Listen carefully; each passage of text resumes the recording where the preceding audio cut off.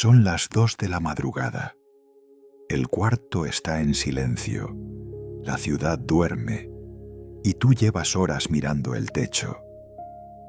No es que no quieras dormir, es que tu mente tiene otros planes. Está repasando esa conversación de hace 3 días, buscando señales en las palabras de alguien, construyendo escenarios sobre lo que podría pasar mañana, la próxima semana, el próximo año. Y por más que le pides que pare, sigue, como una rueda que gira sola, sin conductor, sin destino. Si esto te suena familiar, quiero que sepas algo antes de continuar. No estás roto, no estás loco, y definitivamente no estás solo.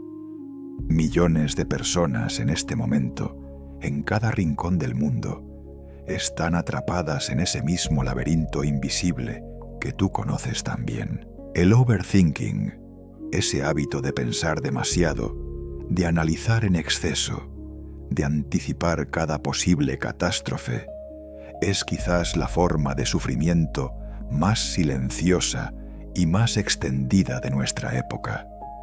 No duele como una herida física, pero agota como ninguna otra cosa. Los maestros Zen tienen una imagen para esto. Dicen que la mente sobreactiva es como un mono borracho al que le han picado una abeja. Un mono que ya de por sí salta de rama en rama sin descanso, que ahora además está irritado, asustado y fuera de control. Lo llaman mente de mono. Y lo describen no con burla, sino con una compasión profunda. Porque entendieron algo que la psicología moderna tardó siglos en confirmar: que una mente que no puede detenerse no es una mente fuerte, es una mente que tiene miedo. Y aquí está la primera lección, la más importante de todas, la que va a cambiar la forma en que te relacionas contigo mismo a partir de hoy. El sobrepensar no es un defecto de tu carácter, no es señal de que seas débil, ni ansioso por naturaleza, ni incapaz de manejar la vida. El sobrepensar es una respuesta aprendida. Es el resultado de una mente que en algún momento de tu historia decidió que analizar todo era la única manera de estar a salvo. Piénsalo así. Imagina que de pequeño creciste en un entorno impredecible, donde las cosas cambiaban sin aviso, donde los adultos a tu alrededor eran inconsistentes o difíciles de leer. Tu mente, increíblemente inteligente y adaptable, aprendió una estrategia de supervivencia. Si analizo todo lo suficiente, si anticipo cada posible escenario, si me preparo para cada golpe antes de que llegue, entonces estaré protegido. Esa estrategia, en su momento, fue brillante. Te ayudó a navegar aguas turbulentas. El problema es que ahora, años después, esa alarma sigue encendida, aunque el peligro ya no esté. Tu mente sigue en modo guardia, vigilando amenazas que ya no existen. Hay un cuento zen que ilustra esto de manera perfecta. Se dice que un estudiante llegó un día ante su maestro completamente agotado. «Maestro», le dijo, «mi mente no para. Pienso en todo, me preocupo por todo, analizo cada cosa que digo y que hago. Estoy exhausto de mí mismo. ¿Cómo puedo detenerla?» El maestro lo miró en silencio por un momento y luego le preguntó: «¿Puedes detener el río?» El estudiante frunció el ceño. «No, maestro, nadie puede detener el río». El maestro asintió con calma. «Exacto, pero puedes aprender a no arrojarte a él cada vez que pasa. Esa es la distinción fundamental que necesitas comprender hoy. No se trata de vaciar la mente. No se trata de dejar de pensar por completo, porque eso no es posible ni deseable. El pensamiento es una de las herramientas más extraordinarias que tienes. Se trata de aprender a no identificarte con cada pensamiento que aparece, de dejar de creer que porque un pensamiento existe en tu mente, entonces ese pensamiento es real, urgente e importante. Los pensamientos son visitantes, no son el dueño de la casa. La neurociencia moderna, curiosamente, llegó a conclusiones muy similares a las del Zen. Los investigadores han descubierto que el cerebro humano produce en promedio entre 50.000 y 70.000 pensamientos por día. 50.000 y 70.000. Y lo más revelador de todo es que aproximadamente el 80% de esos pensamientos son negativos y el 95% son exactamente los mismos pensamientos que tuviste ayer. Tu mente no está generando problemas nuevos, está reciclando los mismos miedos, las mismas dudas, las mismas preguntas sin respuesta, una y otra vez, en un bucle que se alimenta a sí mismo. Detente un momento, respira profundo, deja que eso aterrice. La mayoría de lo que tu mente analiza hoy no es nuevo. Ya lo pensaste ayer y lo pensaste antes de ayer. Y sin embargo, seguiste aquí, seguiste adelante. Lo que tu mente presenta como urgente, como catastrófico, como algo que necesita resolverse ahora mismo, en la mayoría de los casos es simplemente el eco de un miedo antiguo buscando atención. No una emergencia real, un eco. Ahora bien, ¿por qué es tan difícil simplemente dejar de pensar tanto? Porque nadie te enseñó cómo. Vivimos en una cultura que glorifica el análisis, la planificación y el control. Desde pequeños nos enseñan a resolver problemas, a anticipar consecuencias, a tener siempre un plan, y esas son habilidades valiosas. Pero nadie nos enseñó el arte igualmente importante del soltar. Nadie nos mostró cómo habitar el presente sin necesidad de diseccionarlo. Nadie nos dijo que hay una diferencia enorme entre pensar con intención y pensar por ansiedad. El budismo zen lleva más de 2500 años estudiando precisamente esto. Y una de sus observaciones más poderosas es que el sufrimiento no viene de la realidad tal como es, sino de nuestra relación con los pensamientos sobre esa realidad. No es la situación lo que te agota, es el torbellino de interpretaciones, juicios, proyecciones y miedos que tu mente construye alrededor de esa situación. El evento ocupa un segundo. El overthinking sobre ese evento puede ocupar semanas enteras de tu vida. Hay algo más que necesitas saber, y es quizás lo más liberador de todo lo que vas a escuchar hoy. El hecho de que seas consciente de que sobrepensas, el hecho de que estés aquí buscando una salida, el hecho de que sientas ese agotamiento y quieras algo diferente, ya es el comienzo del cambio. La conciencia es siempre el primer paso. No puedes transformar lo que no puedes ver, y tú ya lo estás viendo. Esta es la invitación que te hace el Zen en su lección más fundamental. No luches contra tu mente, no la condenes, no te castigues por tener pensamientos que no pediste.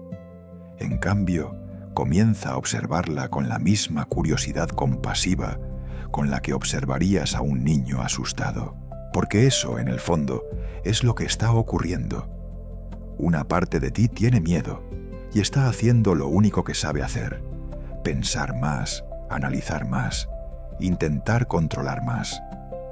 Tu trabajo no es destruir esa parte.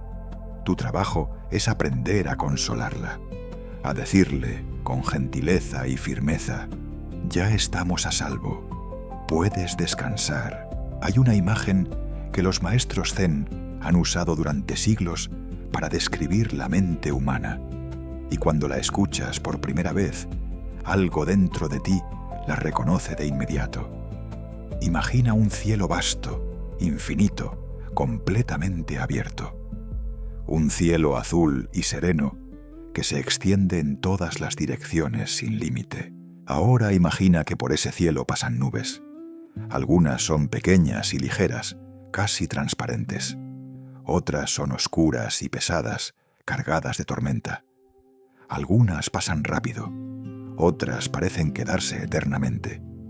Pero el cielo, siempre el cielo, permanece intacto detrás de todas ellas. El cielo nunca se convierte en nube. El cielo simplemente es. Esa es tu mente en su naturaleza más profunda. El cielo eres tú, la conciencia que observa. Las nubes son tus pensamientos, tus miedos, tus preocupaciones, tus historias sobre el pasado y el futuro. Y el error más fundamental que comete quien sobrepensa es este: creer que es la nube, identificarse tan completamente con cada pensamiento que pasa que ya no puede distinguir entre quien observa y lo que es observado. Cuando un pensamiento de miedo aparece, no lo ve llegar y pasar.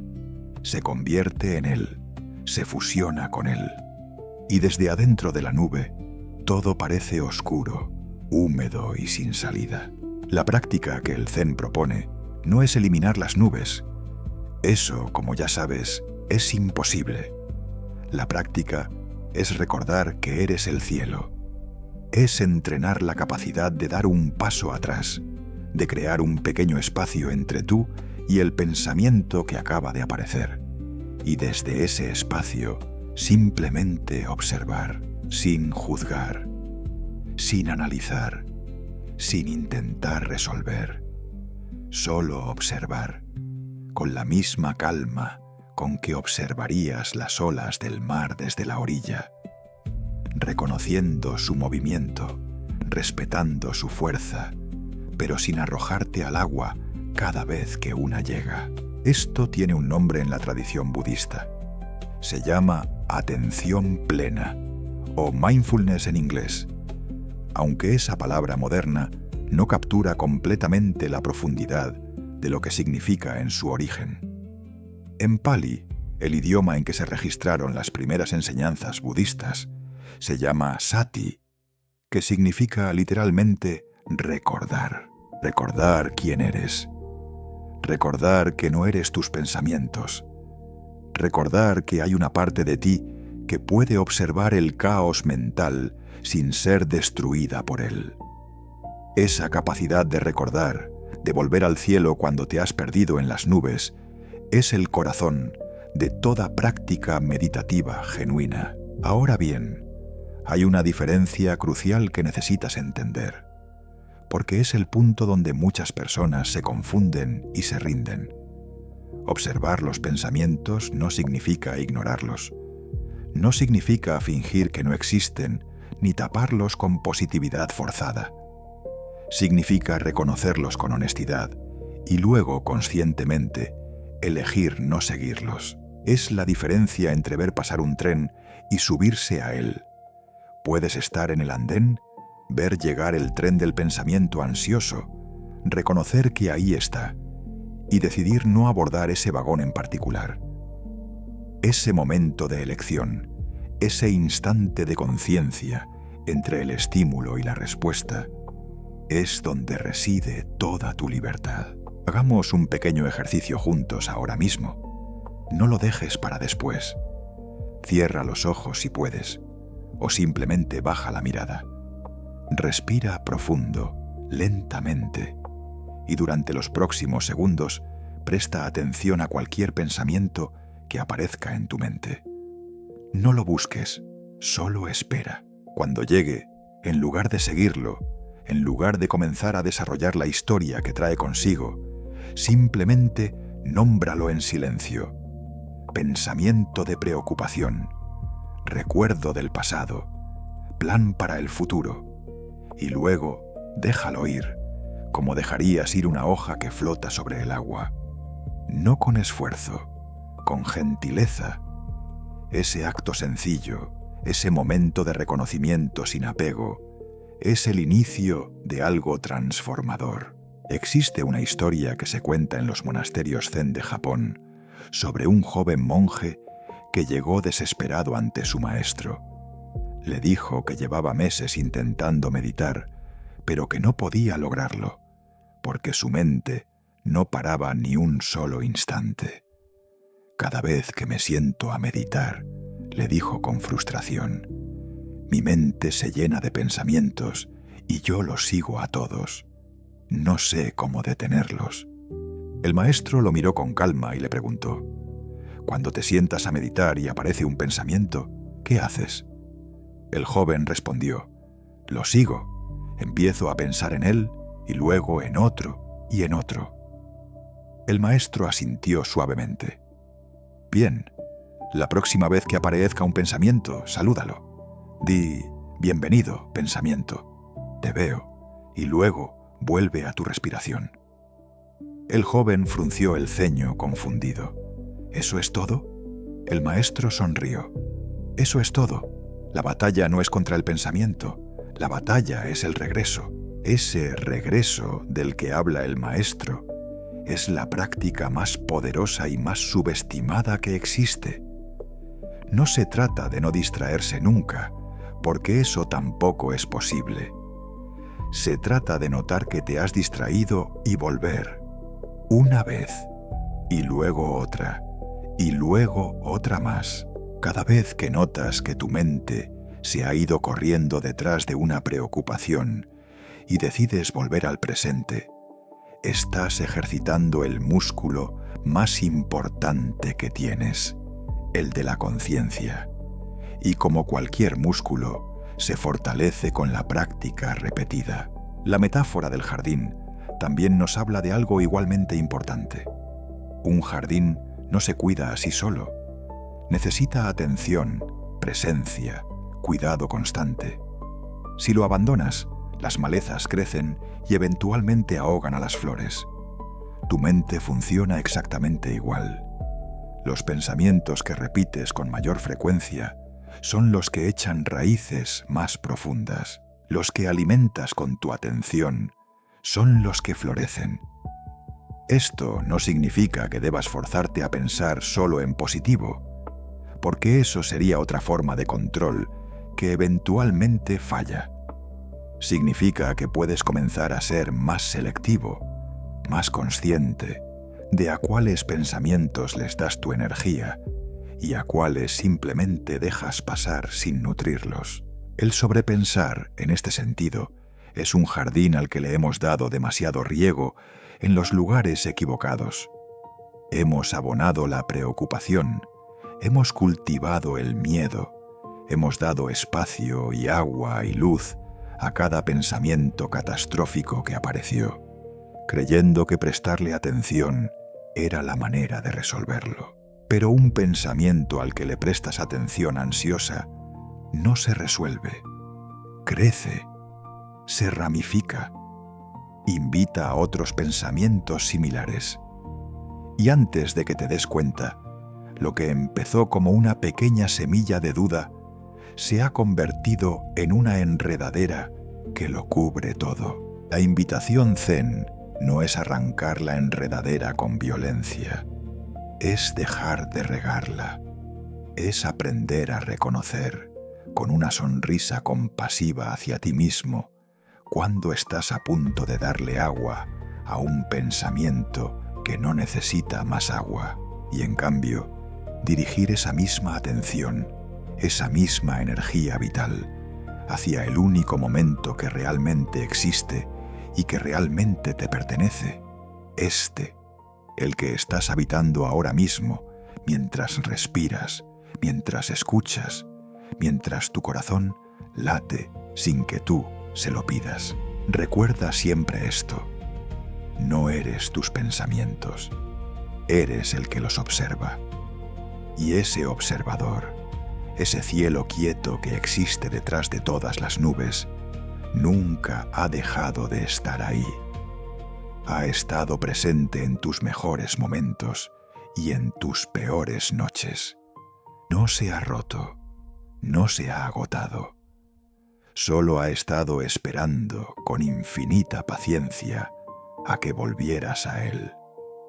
Suscríbete y activa la campana para sumergirte en la calma y descubrir los secretos que el universo guarda para ti. Existe una ilusión que la mente moderna abraza con una fuerza casi religiosa. Una ilusión tan profundamente arraigada en nuestra cultura que casi nunca la cuestionamos, porque todos a nuestro alrededor también la comparten. Es la ilusión de que si analizamos lo suficiente, si planificamos con suficiente detalle, si anticipamos cada variable posible, entonces podremos controlar lo que nos sucede. Podremos evitar el dolor. Podremos garantizar el resultado que deseamos. Y esa ilusión, esa promesa silenciosa que la mente se hace a sí misma cada vez que comienza a sobrepensar, es exactamente la trampa. Porque el control, tal como lo concebimos, es en gran medida una ficción. No una ficción inútil, porque cierto grado de planificación y previsión es sano y necesario, sino una ficción en su forma extrema, en esa versión que nos dice que si pensamos lo suficiente, podremos dominar el futuro, predecir las reacciones de los demás y blindarnos contra toda incertidumbre. La vida, sin embargo, no funciona así. Nunca lo ha hecho. Y en el espacio entre lo que queremos controlar y lo que realmente podemos controlar, vive una de las fuentes más profundas del sufrimiento humano. Hay una parábola que se ha contado en Asia durante más de 2000 años y que los maestros zen siguen usando hoy porque su verdad no envejece. Cuenta la historia de un granjero que vivía en un pequeño pueblo con su hijo y su único caballo. Un día, el caballo escapó y se perdió en el bosque. Los vecinos llegaron a consolarlo. ¡Qué mala suerte! ¡Qué desgracia tan grande! El granjero simplemente respondió: quizás. A los pocos días, el caballo regresó trayendo consigo 3 caballos salvajes. Los vecinos volvieron, ahora llenos de entusiasmo. ¡Qué suerte tan increíble! ¡Qué bendición! El granjero respondió nuevamente: quizás. Al día siguiente, el hijo intentó domar uno de los caballos salvajes, cayó y se rompió la pierna. Los vecinos lamentaron la desgracia. Quizás, dijo el granjero. Y cuando llegaron los soldados al pueblo, reclutando jóvenes para una guerra, el hijo no pudo ir por su pierna rota. Los vecinos celebraron su fortuna. El granjero, una vez más, simplemente dijo: quizás esta historia no es una invitación a la indiferencia. No nos dice que nada importa o que debemos cruzarnos de brazos ante la vida. Nos dice algo mucho más poderoso y más difícil de aceptar: que no sabemos, que nuestra capacidad para juzgar un evento como bueno o malo en el momento en que ocurre es profundamente limitada, que lo que hoy parece una catástrofe puede ser el inicio de algo que aún no podemos ver, y que el obsesivo intento de clasificar, predecir y controlar cada acontecimiento no solo es agotador, sino que parte de una premisa fundamentalmente falsa, que tenemos la perspectiva completa para juzgar. Piensa en tu propia vida por un momento. Piensa en algo que en su tiempo te pareció devastador, una ruptura, una pérdida de trabajo, un plan que se derrumbó, una puerta que se cerró con fuerza. Y luego piensa en lo que vino después, en cómo, con el tiempo y la distancia, aquello que parecía el fin de algo fue en realidad el comienzo de otra cosa. No siempre ocurre así, y sería deshonesto decir que todo dolor tiene un propósito visible, pero sí ocurre con una frecuencia suficiente como para hacernos humildes ante la complejidad de la vida y para cuestionar si realmente necesitamos controlar tanto como creemos. El sobrepensar, en su raíz más profunda, es un intento desesperado de reducir la incertidumbre. Tu mente analiza y reanaliza porque tiene miedo de lo desconocido, porque la ambigüedad le resulta insoportable, porque prefiere construir el peor escenario posible y prepararse para él antes que sentarse cómodamente en el no saber. Hay incluso investigaciones en psicología que muestran que muchas personas prefieren recibir una mala noticia confirmada antes que quedarse en la incertidumbre, porque el cerebro interpreta la incertidumbre como una amenaza en sí misma. No es irracionalidad, es biología, pero también es una cadena que puedes aprender a soltar. El budismo zen tiene un concepto para esto que vale la pena conocer: Shoshin, la mente de principiante. Es la capacidad de acercarse a cada momento, a cada situación, a cada persona, sin la carga de lo que ya creemos saber, sin las etiquetas de bueno o malo, sin el peso de las expectativas. La mente de principiante no necesita controlar el resultado, porque está genuinamente abierta a lo que llegue. No es ingenua, no ignora la experiencia pasada, pero tampoco la convierte en una prisión que determina cómo debe ser el presente. Es una mente que puede decir, con honestidad y sin ansiedad: no sé lo que pasará, y eso está bien. Detente un instante, respira y hazte esta pregunta con toda la honestidad que puedas. ¿Cuánta energía has gastado en tu vida intentando controlar cosas que estaban fuera de tu control? ¿Cuántas horas de sueño has perdido elaborando planes para situaciones que nunca ocurrieron? ¿Cuántas conversaciones has tenido en tu cabeza con personas que nunca dijeron lo que imaginaste que dirían? No te lo pregunto para que te juzgues, te lo pregunto para que veas el costo real de esa ilusión de control, para que puedas calcular con claridad cuánto de tu vida has invertido en un esfuerzo que en el mejor de los casos solo te da la ilusión de seguridad.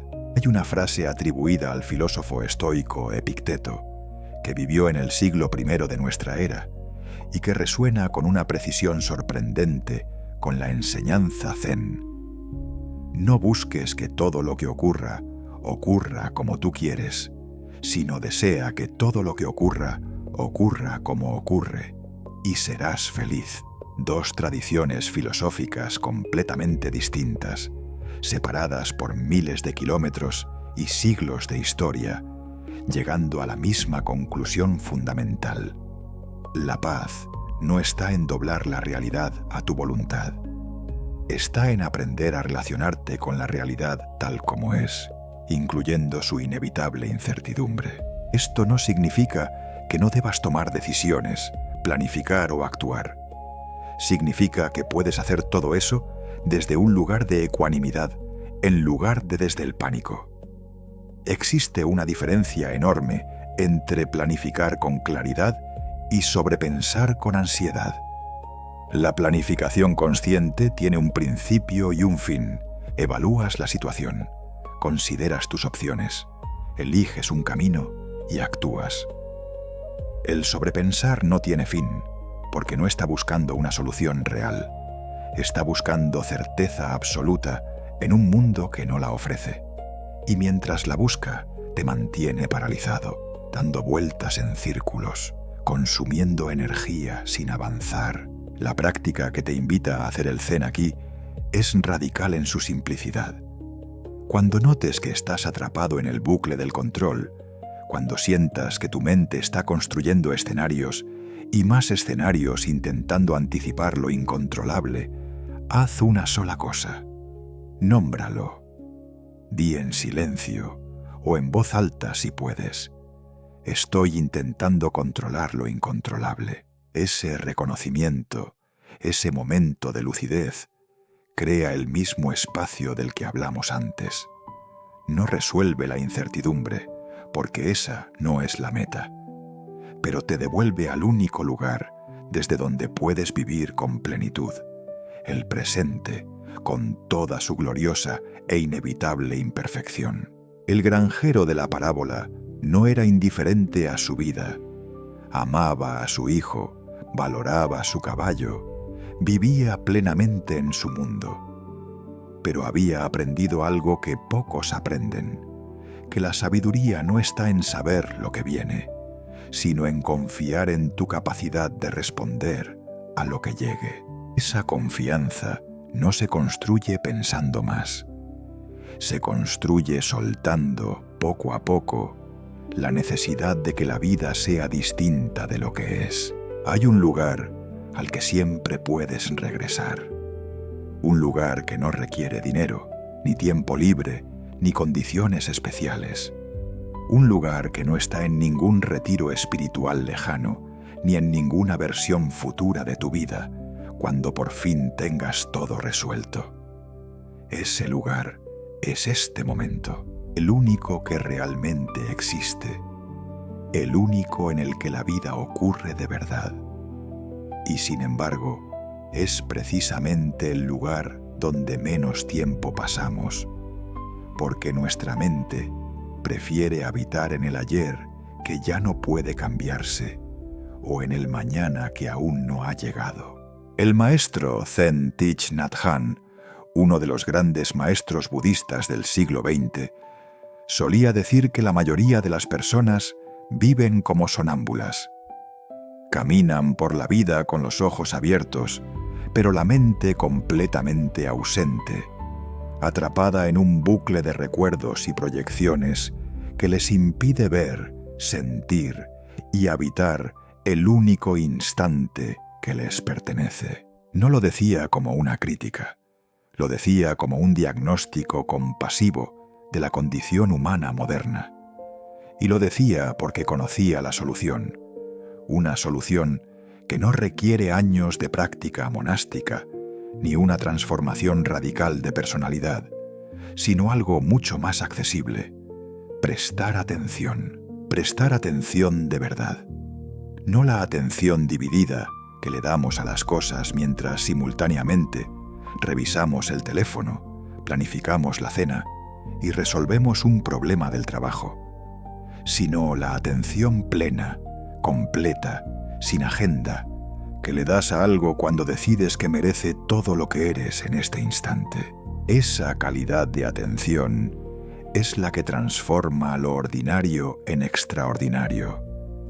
Es la que convierte lavar los platos en una meditación, caminar hasta la tienda en un acto de presencia sagrada y una taza de té en una experiencia que puede detener el tiempo. Estos no son ejemplos poéticos vacíos.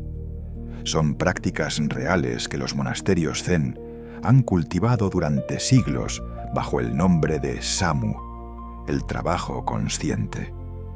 La idea es tan simple que casi ofende a nuestra mente analítica, que siempre busca soluciones complejas a la altura de sus problemas complejos. Cuando lavas los platos, lava los platos.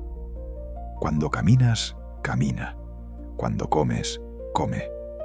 No como un robot que ejecuta una tarea, sino como alguien que decide, conscientemente, estar completamente presente en lo que está haciendo. Sentir el agua caliente en las manos, escuchar el sonido de los pasos sobre el suelo, notar el sabor real de lo que comes en lugar de tragarlo sin registrarlo. Te propongo un experimento. La próxima vez que te encuentres en medio del tráfico, en esa situación que casi universalmente dispara el sobrepensar y la irritación, en lugar de rendirte al torrente de pensamientos sobre el tiempo que estás perdiendo, las cosas que tienes que hacer o la injusticia de la situación, prueba esto. Lleva toda tu atención a tu respiración. Inhala contando mentalmente hasta. Sostén el aire contando hasta. Exhala contando hasta. Repítelo 3 veces. No es una técnica de distracción, es un ancla. Es una manera de decirle a tu sistema nervioso, en el lenguaje que entiende mejor, que no hay una emergencia real, que estás a salvo, que puede bajar la guardia por un momento. La respiración es el puente más directo que existe entre la mente y el cuerpo, entre el pensamiento y el presente. Es lo único que siempre está ocurriendo ahora. No puedes respirar en el pasado ni en el futuro. Cada respiración es, por definición, un acto presente. Y cuando llevas tu atención a ella, cuando la observas entrar y salir sin intentar controlarla ni modificarla, automáticamente regresas al único momento que existe. Los maestros budistas no descubrieron la respiración como herramienta meditativa por accidente. La eligieron precisamente porque es el ancla perfecta, siempre disponible, completamente gratuita, absolutamente íntima. Pero el presente no es solo un refugio para los momentos de crisis. Es, o debería ser, el tejido completo de tu vida cotidiana. Y aquí es donde la práctica se vuelve verdaderamente transformadora, porque te invita a revisar la manera en que habitas cada momento ordinario de tu día. ¿Cuántas veces has llegado a casa sin recordar el camino? ¿Cuántas veces has terminado una comida sin haber saboreado realmente ni un solo bocado? ¿Cuántas conversaciones has tenido mientras en realidad estabas pensando en otra cosa? Cada uno de esos momentos perdidos es vida que pasó mientras no estabas. Y la suma de todos esos momentos perdidos es, al final, una vida entera vivida a medias. No te digo esto para añadir otra carga a tu conciencia. Te lo digo porque hay una buena noticia extraordinariamente simple al final de ese reconocimiento. En cualquier momento puedes volver. Ahora mismo, en este instante, puedes decidir estar aquí. Puedes sentir el peso de tu cuerpo donde estás sentado. Puedes escuchar los sonidos que te rodean sin intentar clasificarlos ni juzgarlos. Puedes notar cómo se siente el aire al entrar por tu nariz. Ninguno de esos actos requiere preparación, ni condiciones especiales, ni que tu vida esté ordenada primero. Solo requieren la decisión, tomada ahora, de estar presente. Hay una enseñanza zen que dice que antes de la iluminación, cortar leña y cargar agua. Después de la iluminación, cortar leña y cargar agua. Lo que cambia no son las actividades de la vida. Lo que cambia es la calidad de presencia con la que las habitas. El sobrepensar te roba esa presencia. Te lleva a vivir en una película mental sobre tu vida en lugar de en tu vida misma. Y la práctica del presente no es una solución mágica que elimina todos los problemas, sino algo mucho más real y más valioso. Es la recuperación, momento a momento, de tu propia existencia. Existe también una dimensión profundamente sanadora en el presente que vale la pena nombrar. Cuando estás completamente aquí, el peso del pasado no puede aplastarte porque no estás en el pasado. La ansiedad del futuro no puede paralizarte porque no estás en el futuro. Ambos, el pasado y el futuro, son construcciones mentales, reales en cierto sentido, pero habitables solo a través del pensamiento. El presente, en cambio, es donde tu cuerpo vive, donde tu corazón late, donde ocurre todo lo que es real. Y en el presente, casi siempre, estás bien. No perfectamente bien, no sin desafíos, pero bien en el sentido más fundamental. Vivo, respirando, aquí. Thich Nhat Hanh también enseñaba algo que llamaba la campana de la plena conciencia. En los monasterios, cuando la campana suena, todos se detienen, sea lo que sea que estén haciendo, y respiran 3 veces conscientemente antes de continuar. Tú puedes crear tu propia campana en la vida cotidiana. Puede ser la notificación del teléfono, el semáforo en rojo, el momento en que te sirves un vaso de agua. Cualquier evento repetitivo puede convertirse en una invitación a detenerte, respirar y recordar dónde estás. No en el laberinto de tus pensamientos. Aquí, en este cuerpo, en este momento, en esta vida que a pesar de todo su caos y su incertidumbre, es tuya y está ocurriendo ahora mismo. Hay una historia que se cuenta sobre un joven que viajó durante meses buscando a un famoso maestro zen que vivía en lo alto de una montaña. Cuando por fin lo encontró, exhausto y lleno de preguntas, le dijo: «Maestro, he venido desde muy lejos buscando la paz. ¿Dónde puedo encontrarla?». El maestro lo miró en silencio durante un largo momento y luego respondió con una sola pregunta: «¿Quién te la quitó?». El joven abrió la boca para responder y no encontró palabras. Y en ese silencio repentino, en esa pausa donde su mente buscaba una respuesta y no la hallaba, ocurrió algo inesperado. Por un instante brevísimo, la tormenta interior se detuvo. Y en ese instante sintió algo que llevaba años buscando en todos los lugares equivocados. Esa es quizás la verdad más profunda y más difícil de aceptar de todo lo que hemos recorrido juntos. La paz no es algo que necesitas conseguir. No es una recompensa al final de un camino largo, ni el resultado de haber resuelto todos tus problemas, ni el premio que recibes cuando por fin logras silenciar cada pensamiento perturbador. La paz es tu naturaleza original. Es lo que queda cuando dejas de luchar.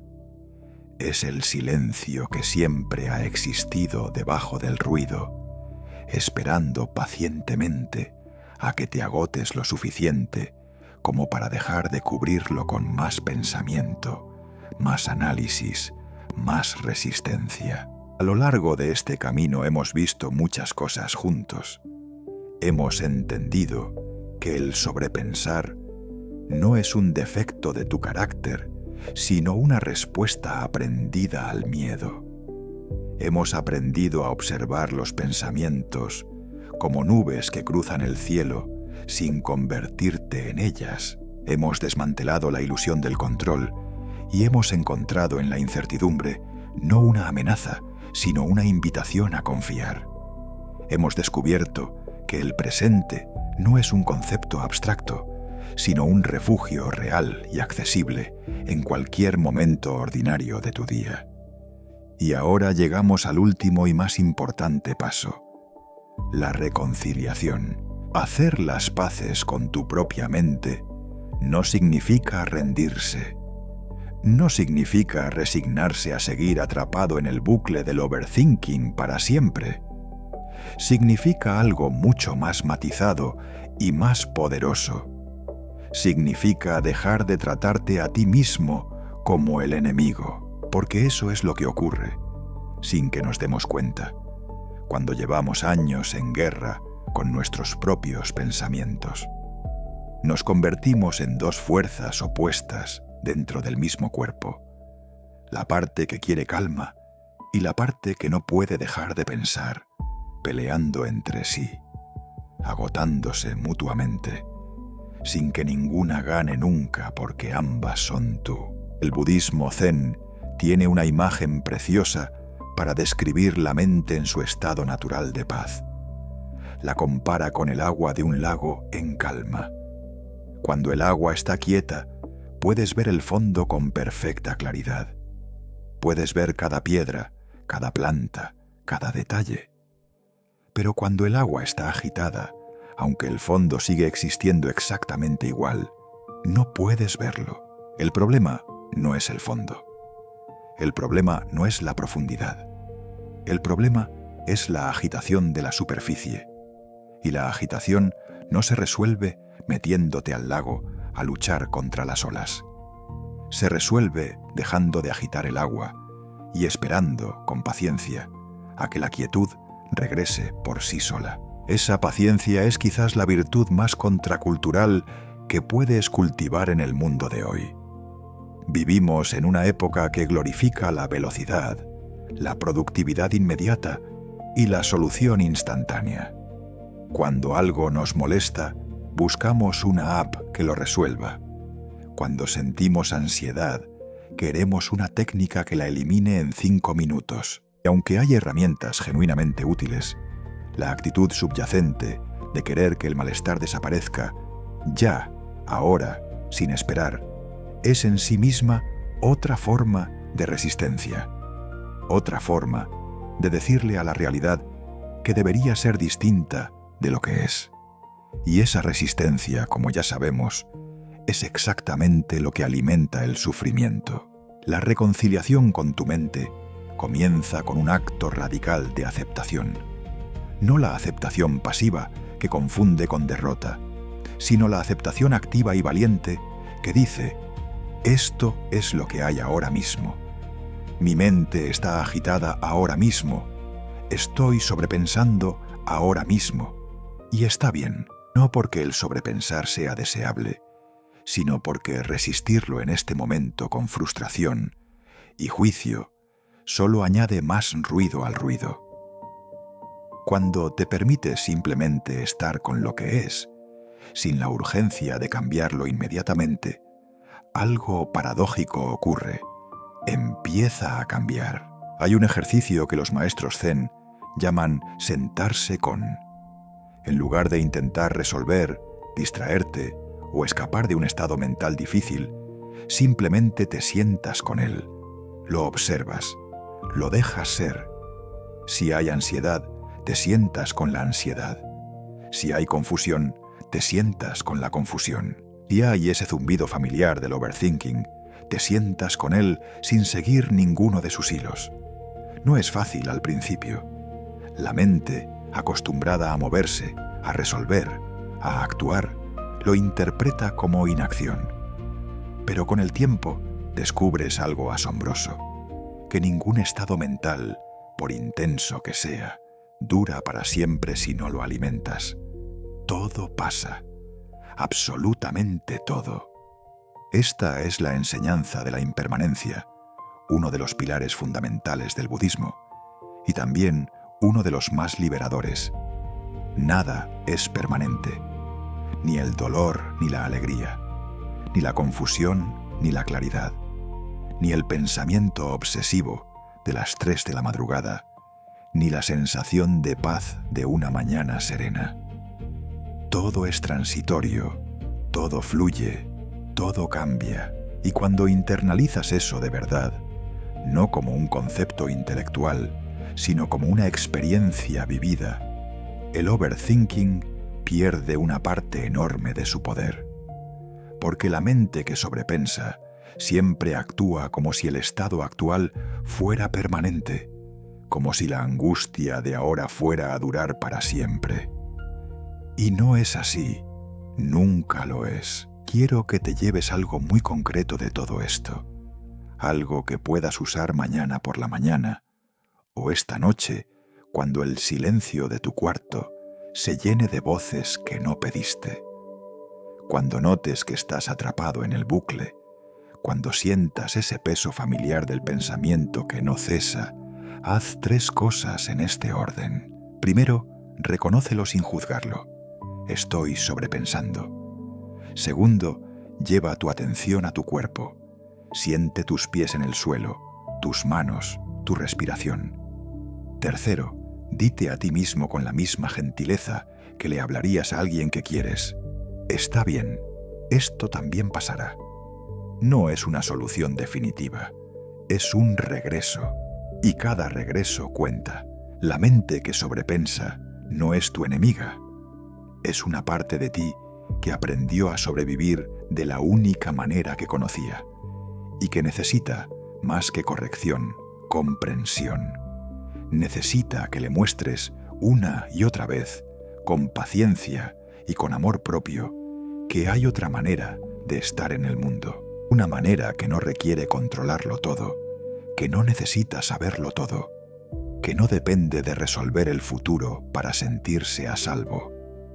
Una manera que confía en el presente, que respira en el ahora, que encuentra en el silencio no un vacío amenazante, sino el hogar más profundo que existe.